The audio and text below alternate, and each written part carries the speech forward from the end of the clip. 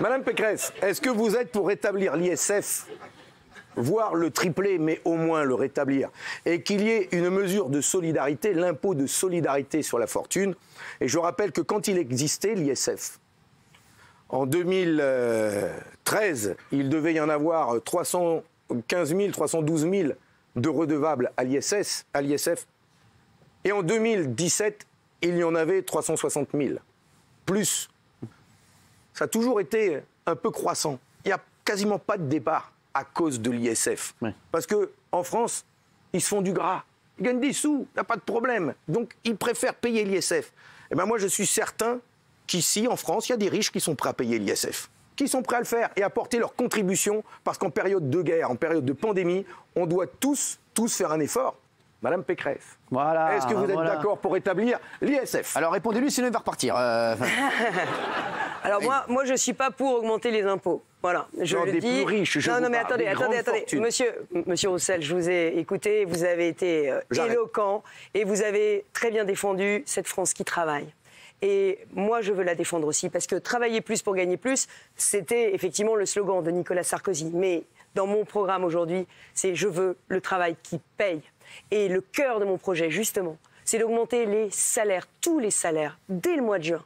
Tous les salaires de tous ceux qui travaillent, de 3%, en enlevant un tiers des cotisations retraite et en prenant cet argent, et c'est l'État qui le financera. Et ça veut dire que pour tous les Français qui travaillent aujourd'hui, qui, vous l'avez dit, ont été en première ligne, ils auront sur leur feuille de paye une augmentation dès le mois de juin. Parce que moi aussi, monsieur, attendez, non, là, vraiment, monsieur Roussel, vous êtes très sympathique, mais je vous ai écouté pendant 10 minutes. D'accord. Là, je peux peut-être juste,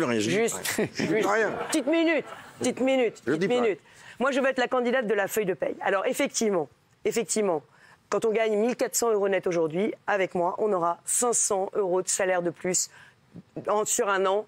Et ça commence en juin. Et puis je ferai une grande conférence sociale et salariale avec les syndicats et avec les entreprises. Et je veux qu'on ait une vraie stratégie pour augmenter les salaires. Parce que vous l'avez dit, le coût de la vie explose.